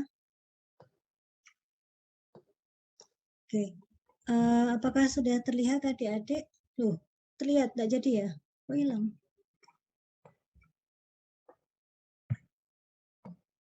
Oke. Untuk ini, jadi untuk keterampilan komunikasi itu sangat diperlukan untuk PIO dan konseling ya. Kita sudah membahas tadi. Di mana komunikasi kita lakukan dengan siapa saja, ternyata tidak hanya dengan pasien, adik-adik sekalian. Adik-adik tahu tadi, bahwa saya dengan pasien, maka kita bisa lakukan dengan siapa? Dengan profesi kesehatan lain, ataupun dengan administrator tempat kita bekerja, gitu ya. Dengan teman sejawat, dengan masyarakat luas, dan sebagainya. Ya, ini kemampuan kita diperlukan itu. Terus mengapa PIO diperlukan? Tadi kita sudah tahu jumlah obat itu banyak sekali, macamnya juga banyak. Ada perubahan peraturan obat dan perubahan pelayanan kesehatan. Contohnya tadi Permenkes dan juga di SKAI sampai sejauh ini PIO itu harus dipunyai oleh seorang apoteker dalam kompetensinya. Oke, ternyata untuk kenapa konseling perlu, ternyata 30% pasien itu gagal mentaati instruksi pemakaian obat. Terus kemudian 40% pasien itu geriatrik itu mengalami adverse drug reaction adik-adik sekalian. Terus kemudian jadi kita harus tahu bahwa harus tahu manfaat untuk pemberian informasi tentang obat yang diberikan kepada pasien supaya pasien itu taat. Jadi jangan tahu itu belum tentu sinergis dengan lamanya pasien itu menderita penyakit ya adik-adik. Jadi kami itu punya penelitian itu dilakukan mahasiswa pada tahun 2015. Jadi gini, ternyata contohnya pasien hipertensi. Pasien hipertensi itu kan kronis ya, obatnya pasti diminum terus. Ternyata kronis, penyakit kronis, semakin lama minum obat itu kadang tidak semakin patuh, tapi semakin bosen. Semakin bosen. Jadi akhirnya jelek sekali gitu responnya. Ternyata setelah kita lihat, ternyata dia tidak paham manfaat minum obat itu apa, kurang lebih demikian. Jadi kita harus memahamkan kenapa pasien itu perlu minum obat. Jadi pernah kejadian ini ceritanya pasien jantung. Kita sampaikan obat ini harus diminum terus Bapak gitu. Gitu ya. Dia nggak patuh setelah serangan jantung pertama itu dia nggak patuh. Kemudian dia kena serangan jantung yang kedua. baru tahu kalau ternyata minum obat itu penting. Nah, setelah kena serangan jantung yang kedua, baru dia patuh. Nah, tapi apa ya, seperti itu kan enggak tuh ya. Jadi harusnya dari awal. Seperti itu adik-adik sekalian, karena itu informasi itu adalah penting. Dan konseling itu penting untuk mengubah perilaku pasien supaya taat terhadap instruksi. Dan untuk definisi daripada PIO ini sendiri ya, untuk definisi daripada PIO, dan definisi daripada komunikasi. Definisi daripada komunikasi, sebentar. Definisi daripada komunikasi. Komunikasi itu apa sih? Gitu ya. Definisi daripada komunikasi itu adalah ini adik-adik sekalian, yaitu komunikasi itu adalah rangkaian proses penyampaian pesan dari pengirim atau pemberi informasi kepada penerima dengan menggunakan media komunikasi supaya pesan itu diterima oleh penerima dengan baik. Kurang lebih seperti itu adik-adik sekalian. Nah, elemen komunikasi itu apa? Ada sumber, ada message, ada channel, media, dan juga ada receiver. Oke, demikian adik-adik sekalian. Dan di dalamnya itu ada yang nanti ada efeknya seperti apa, feedback seperti apa, gangguannya seperti apa, atau bariernya seperti apa. Kita harus tahu. Nah, tujuan komunikasi adalah, sekali lagi, adalah kita harus menanamkan yang namanya apa tadi? Pemahaman. Setelah paham itu harus setuju. Dan harus ada hubungan baik atau feedback dari pasien. Dan kita harus tahu bahwa pasien memang ada kemauan untuk mengikuti yang kita sampaikan.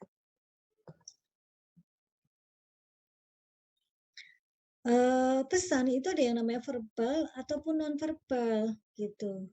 Yaitu secara tatapan mata, ekspresi wajah, gerak isyarat, bahasa tubuh, jarak, nada suara, intonasi, cara berpakaian. Itu adalah non-verbal adik-adik sekalian.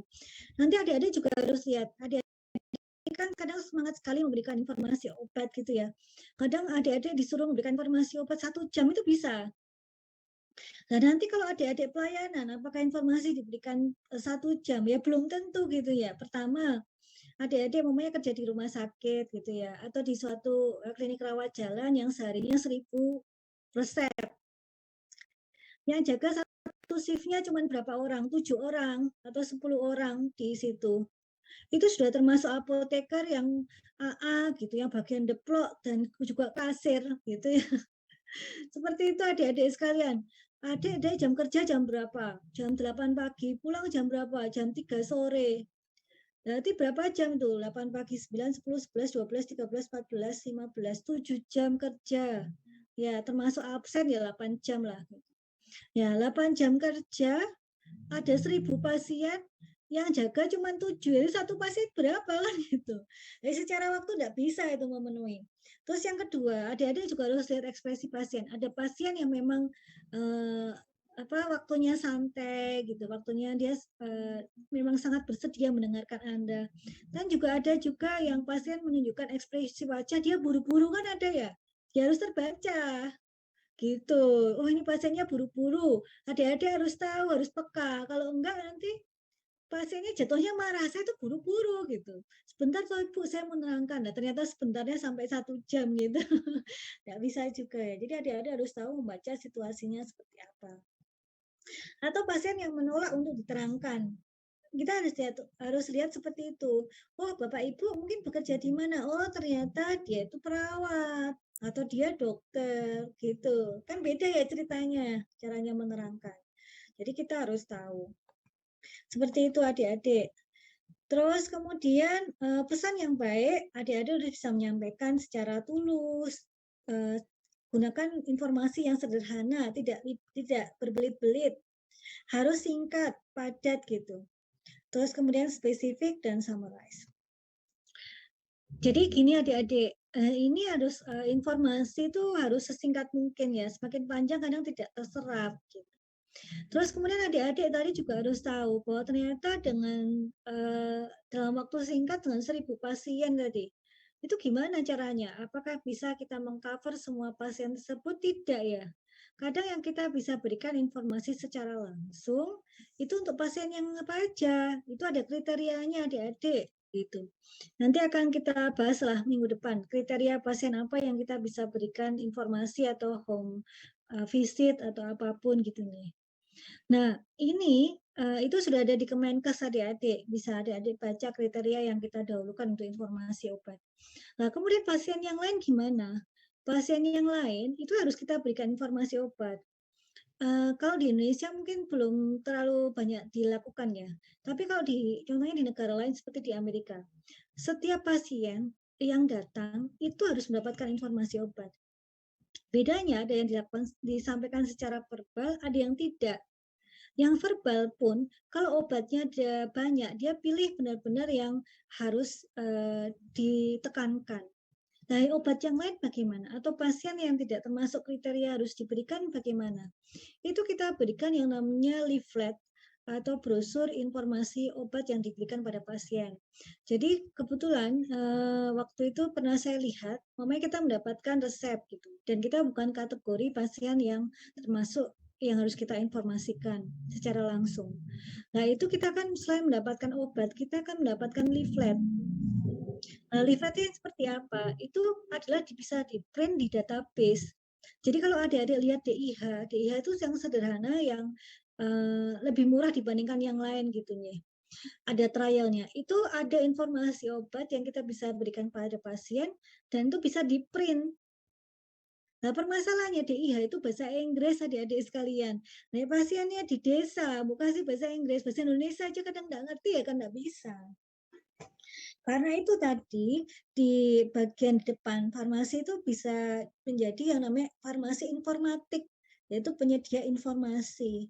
Karena kita harus bisa mengcover informasi untuk semua obat yang akan kita layani gitu. Jadi adik-adik sebenarnya harus bisa mempunyai leaflet untuk leaflet yang sederhana lah untuk obat-obat yang masuk di dalam formularium seperti itu. Ya, ternyata tugasnya banyak. Ya, sebagai farmasi IT. Seperti itu adik-adik sekalian. Ya, ini adalah pesan yang baik. Ini nanti seperti itu adik-adik sekalian. Ada pertanyaan sampai di sini? Oke, ini dari mungkin sampai di sini dulu ya. Nanti minggu depan.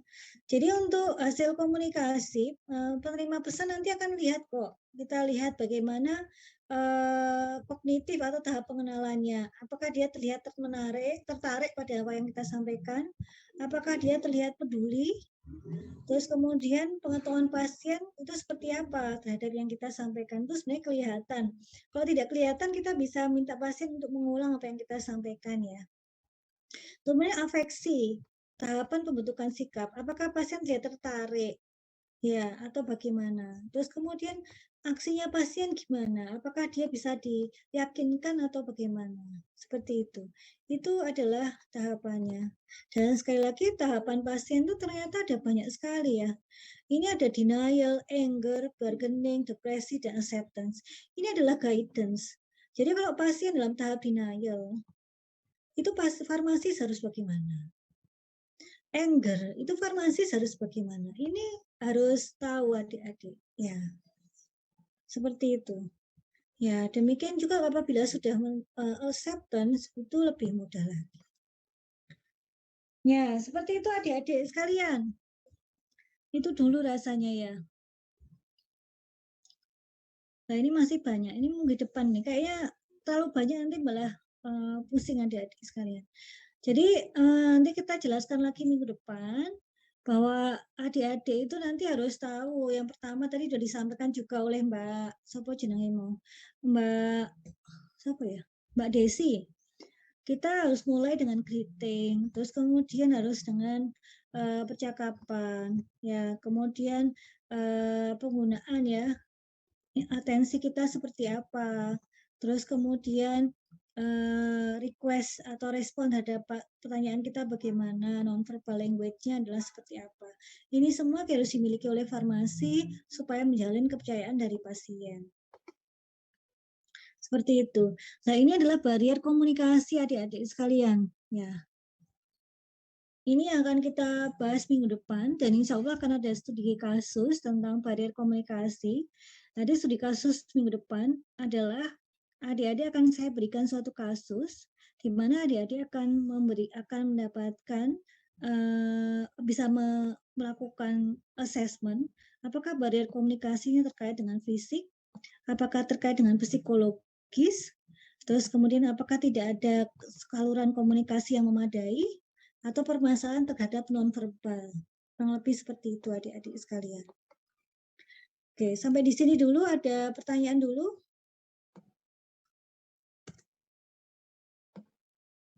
Ada pertanyaan kah?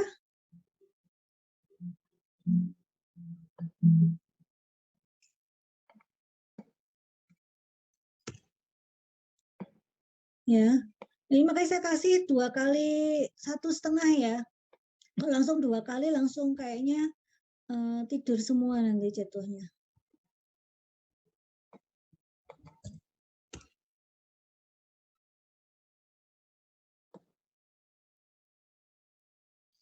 Oke. Oke, seperti itu adik-adik. Sebentar. Saya stop share sebentar.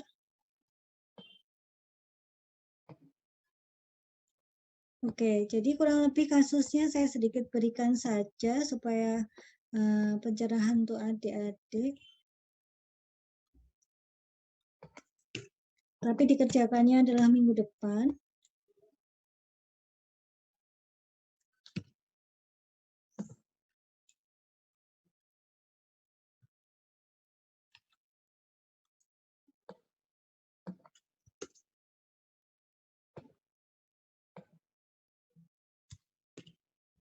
Oke, izin share screen ya. Ini untuk kasus minggu depan. Lebih seperti ini adik-adik. Oh, salah ya. Oh ya. Jadi tugas pada juga untuk minggu depan ya adik-adik sekalian. Sebentar.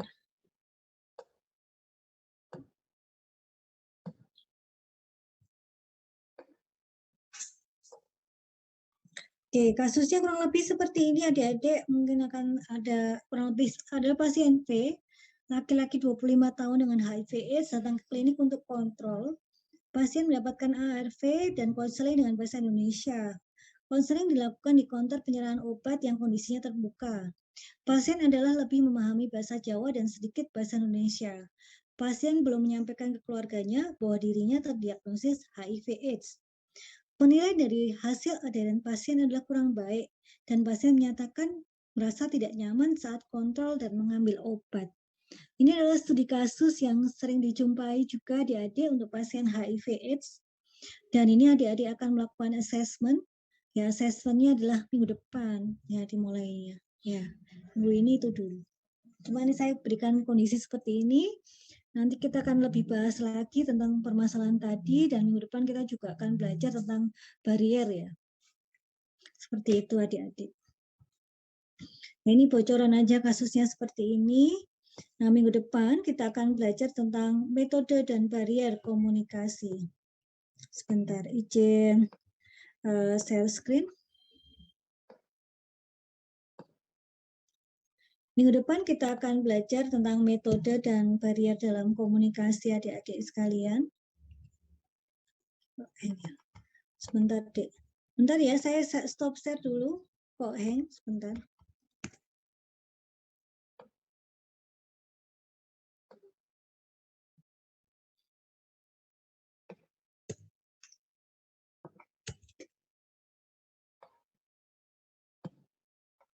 Oke, izin share screen kembali. Ya, minggu depan kita akan belajar lebih banyak tentang metode dan barier untuk PIO dan konseling adik-adik sekalian. Ya, seperti itu. Ya, tadi kita sudah banyak sekali belajar ya tentang hal tersebut. Ya, ini adalah kriteria pasien adik-adik ya. Kriteria pasien yang kita bisa lihat bahwa pasiennya itu terutama adalah penyakit kronis yang memerlukan perhatian khusus untuk penggunaan obat, interaksi obat ataupun efek samping obat. pasien dengan terapi jangka panjang seperti TB, HIV, AIDS, DM, dan lain-lain. Pasien dengan risiko adalah pasien dengan usia 65 tahun atau lebih, dengan kriteria pasien minum obat 6 jam atau lebih setiap harinya, pasien minum obat 12 dosis atau lebih setiap harinya, dan pasien dengan 6 macam diagnosis atau lebih. Jadi minggu depan kita akan lebih banyak ke studi kasus. Ada beberapa pasien yang datang ke tempat Anda akan memprioritaskan pasien yang mana. Nah, kurang lebih seperti itu minggu depan. Ini hanya sekilas saja pelajaran apa sih minggu depan yang akan adik-adik hadapi gitu. Ya, itu adik-adik. Terus kemudian minggu depan juga ada teknik ya, teknik untuk verbal komunikasi. Tadi juga sudah dikilas dibahas oleh Mbak Desi, ada 3 prime question. Itu apa? Nanti kita akan belajar minggu depan tentang 3 prime question. Terus juga pengumpulan data. Kalau pengumpulan data itu secara sistematik itu apa aja? Ini ada metodenya adik-adik sekalian. Itu kita akan belajar minggu depan dan mulai memakai kasus yang spesifik gitu ya. Terus kemudian adik-adik juga ini adalah tentang checklist counseling. Ini biasanya checklist ini biasa digunakan adik-adik untuk lomba. Jadi ini salah satu checklist yang dipakai untuk lomba di mana ya, saya lupa. Ini ada dari panitia lomba counseling. Inilah checklist yang biasa digunakan adik-adik. Kita nanti minggu depan mulai banyak sekilas membahas tentang ini, studi kasusnya. Dan untuk pertemuan ke-7, saya harapkan nanti setiap orang bisa praktek untuk melakukan konseling dan melakukan dokumentasi. Gitu, seperti itu. Kalau bisa sih pertemuan ke-7 kita lakukan di kampus gitu adik-adik, kalau yang berada di Solo gitu. Kalau bisa gitu ya. Seperti itu. Kalau tidak bisa ya, ya gimana ya, ya sudah. Ya, tapi bilang prodi loh kalau tidak bisa ya. Nanti yang dimarahin nanti saya. Gitu. Seperti itu ya. Yeah. Seperti itu adik-adik sekalian. Nah, ini contoh-contoh adalah wawancara tentang pasien. Jadi adik-adik bisa melakukan wawancara itu nanti di waktu dirawat jalan ataupun di bedside gitu. Ini adalah wawancara riwayat pengobatan. Contohnya yang dilakukan di ruangan. Kalau di PKU, kalau nanti di PKU atau adik magang di sana atau kerja di sana, di PKU Muhammadiyah Solo, setiap pasien baru yang dirawat itu apoteker pasti datang ke sana untuk menanyakan tentang riwayat pengobatan. Jadi rekonsiliasi itu pasti dilakukan oleh apoteker kepada pasien yang baru masuk rawat inap. Jadi salah satu kriteria yang kita sampaikan tadi, untuk rawat inap itu pasien baru apoteker itu harus masuk untuk rekonsiliasi pengobatan. Rekonsiliasi apa? Kita akan belajar minggu depan adik-adik sekalian. Apa ya ini? Nah, itu dulu aja yang ada gambarnya. Ya. Itu adik-adik sekalian yang akan kita jumpai minggu depan. Jadi sekali lagi untuk tugas hari ini ada yang bisa saya bantu atau ada yang bingung? Kita recap dulu aja ya adik-adik.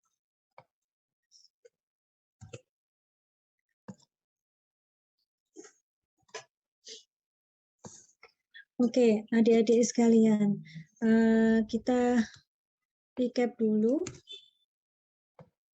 Bentar.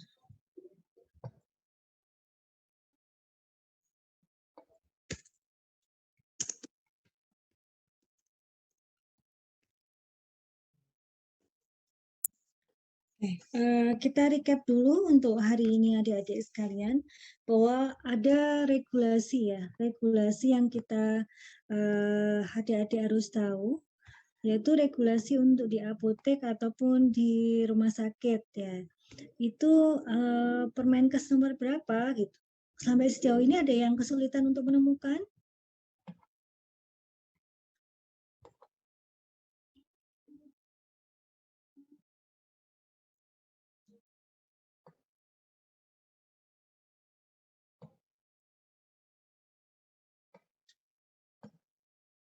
Ya, enggak ya. Oke, jadi untuk Permenkes ya ada yang nomor 72, 73, 74 itu yang mana ya? Tahun 2016 gitu ya. Itu yang mana gitu? Yang rumah sakit yang mana, yang apotek yang mana dan sebagainya. Jangan lupa ya itu nanti di submit ya, Dek. Ya, di submit Permenkesnya jadi untuk bukti bahwa maaf ya sebentar. Bahwa adik-adik memang menemukan dan bisa disubmit di Spada. Kalau Spadanya susah untuk submit adik-adik sekalian, nanti diberitahukan kepada saya ya, nanti dikirimkan seperti itu kepada saya. Terus kemudian yang kedua terkait dengan tahapan gitu. Tahapan tadi ada banyak sekali bisa dilihat di Kemenkes seperti Mbak Desi tadi nggih. Intinya adalah ada pertanyaan, terus kemudian yang kedua dan ketiga kita harus tahu pemohonnya siapa, terus kemudian kita harus bisa klasifikasi pertanyaan, terus yang keempat kita penelusuran literatur, yang kelima adalah kita berikan respon. Ya, kalau dilengkapi lagi kita harus bisa melakukan feedback atau lakukan dokumentasi. Tapi paling tidak 5 tahapan tadi harus ada di jawaban Anda. Kurang lebih seperti itu. Dan sumbernya adalah sumber yang kredibel seperti yang diberikan Mbak Desi tadi, ada Mbak Siva, ya, Mbak siapa lagi tadi Mbak Arfa, Mbak Zakia dan sebagainya.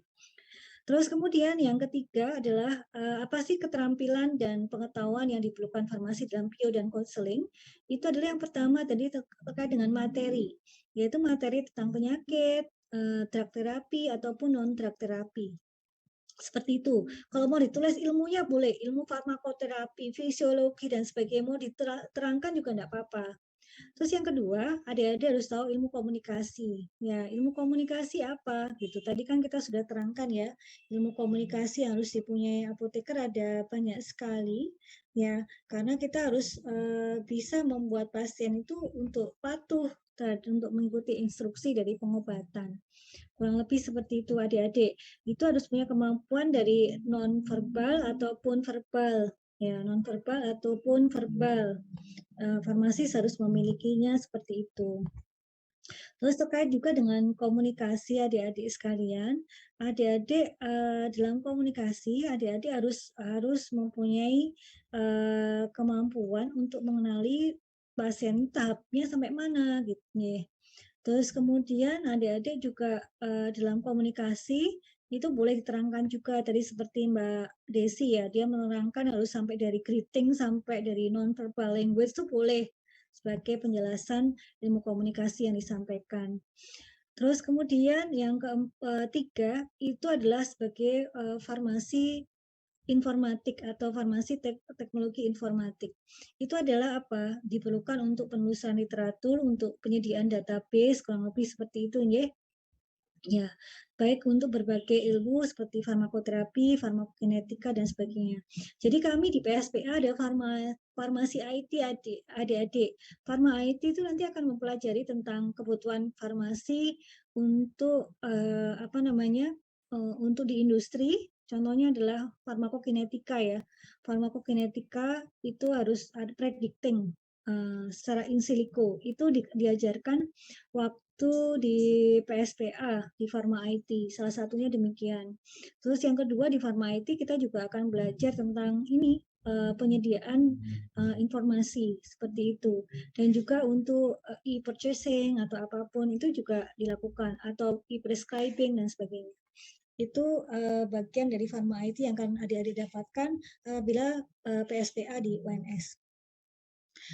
Seperti itu untuk tugas hari ini, dan minggu depan jangan lupa untuk absen ya adik-adik sekalian. Untuk minggu depan adalah kita akan belajar tentang lanjutan hari ini tentang konseling dan juga membahas apa yang kita kerjakan, dan kita juga akan belajar lebih lanjut tentang metode komunikasi yang baik dan juga tentang barrier apa yang akan kita temui, dan kita harus bisa mengassessmentnya, dan kita juga harus ada plan. Jadi minggu depan studi kasusnya tidak sampai assessment tapi sampai plan apa yang adik-adik lakukan, kurang lebih seperti itu. Jadi minggu depan sudah ada SOAP kurang lebih seperti itu ya, adik-adik sudah belajar. Udah belajar belum sih tentang SOAP? Ada subjektif objektif, ada assessment, ada plan. Sudah belum? Belum ya? Oke, jadi dalam memecahkan suatu masalah, kita biasanya menggunakan SOAP adik-adik. Ada data subjektif dan objektif itu apa? Nanti adalah data-data tentang pasien. Itu akan kita pelajari minggu depan dan juga di farmakoterapi biasanya. Kemudian yang kedua adalah assessment, yaitu adik-adik melakukan penilaian. Assessment-nya apa? Gitu. Dari assessment itu adik-adik mau menemukan masalahnya di mana. Gitu. Kalau nggak ada masalah ya sudah, tapi biasanya ada masalah. Gitu. Nah kalau sampai ada masalah, itu adik-adik harus ada plan. Plannya apa? Gitu. Ya, seperti itu adik-adik. Jadi minggu depan kita mulai melakukan metode SOAP dalam studi kasus. Seperti itu yang akan kita lakukan minggu depan adik-adik sekalian. Sampai di sini ada pertanyaan?